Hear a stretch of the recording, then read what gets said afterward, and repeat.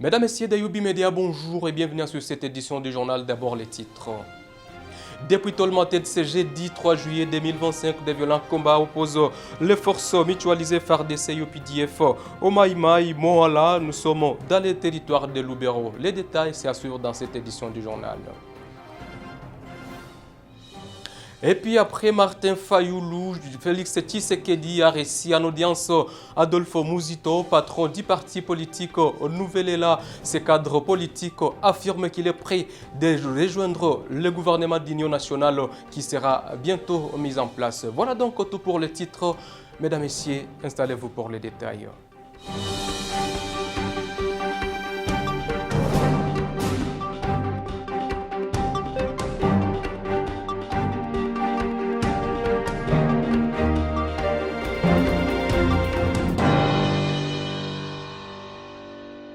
Nous ouvrons cette édition du journal par une page sécuritaire et disons qu'un cas de cambriolage a été enregistré le matin de ce jeudi au niveau de Himbi, non loin du centre, à l'entrée du centre Afia Himbi. Il s'agit donc de deux hommes qui roulaient sur moto et qui ont emporté une somme importante d'un cambiste, mais aucune perte en vie humaine n'a été enregistrée. Cependant, un militaire FARDC de l'unité SATA 2 en pleine tracasserie a été maîtrisé au quartier Lac Vert par la population, nous a dit le chef de ce quartier, Dedes Mitima. Le récit de Michel Kakoulé. Un militaire des forces armées de la République démocratique du Congo, 11e brigade de Satadé, a été appréhendé à 23h de ce mercredi 2 juillet 2025 par la population de l'avenue Katoa au quartier Lac Vert en commune de Goma suite aux troubles qu'il a orchestrés dans cette entité, alerte le chef Dedes Mitima. Il a dit, je cite, « C'est aux environs de 23h, la population a mis la main sur un élément commando de FARDC,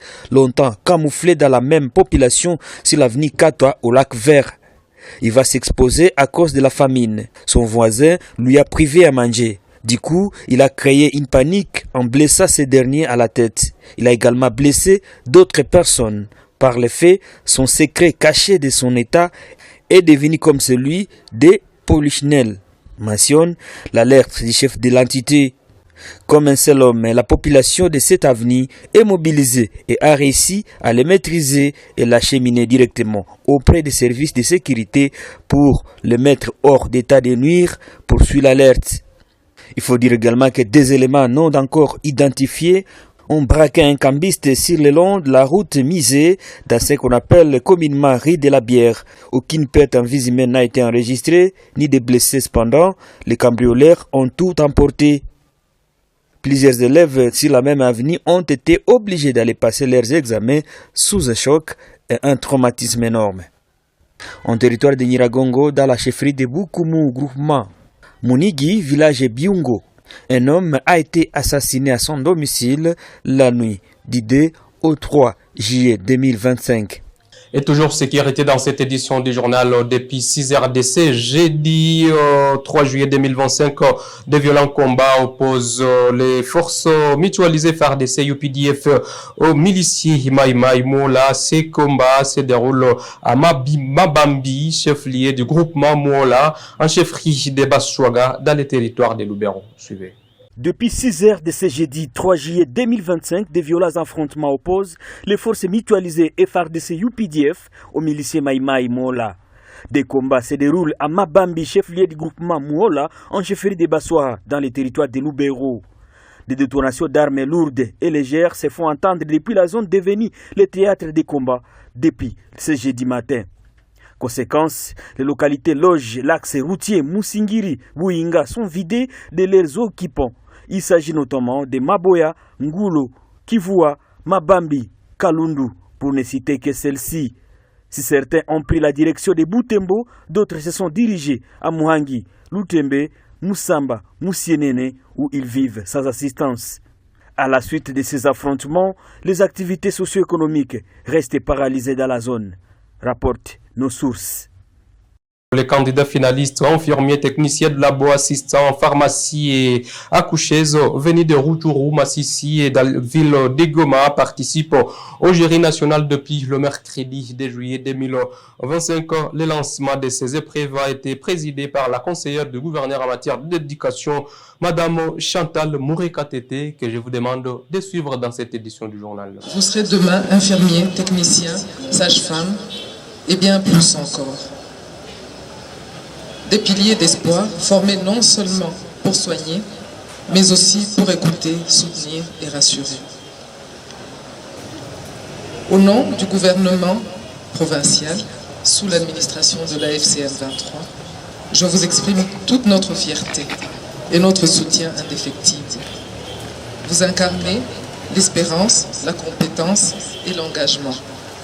Quelle que soit l'issue de ces épreuves, vous avez déjà remporté une victoire essentielle, celle de la détermination et de la résilience. Abordez donc ces examens avec confiance, calme et lucidité. Vous êtes prêts, c'est le moment de récolter le fruit de votre labeur. Au nom du gouverneur de la province du Nord-Kivu que je représente, je vous souhaite donc bonne chance à tous et à toutes. Le ministère de la Santé publique, Hygiène et Prévoyance sociale organise en son sein une formation du personnel soignant du niveau secondaire. Nous formons ces prestataires de soins-là du niveau secondaire. Alors, à la fin du cycle qui est de 4 ans, on doit passer un examen national, un examen d'État, excusez-moi le terme comme ça, le jury national pour certifier qui entre dans la carrière ou peut poursuivre la l'université et qui d'autres nécessite qu'ils reprennent sa formation. C'est comme ça que nous sommes là pour le jury national de fin d'études, édition 2024-2025.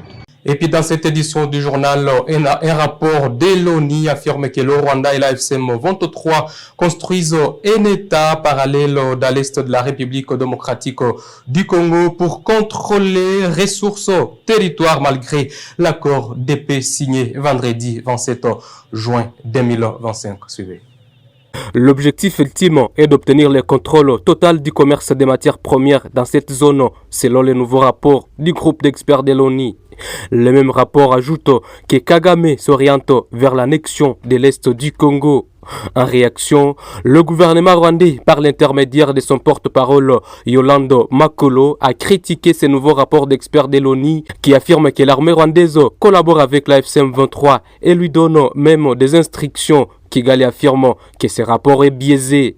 Les experts de l'ONU affirment qu'il existe suffisamment de preuves pour étayer les affirmations de Kinshasa selon lesquelles le Rwanda est directement impliqué dans les conflits en cours dans l'est du pays.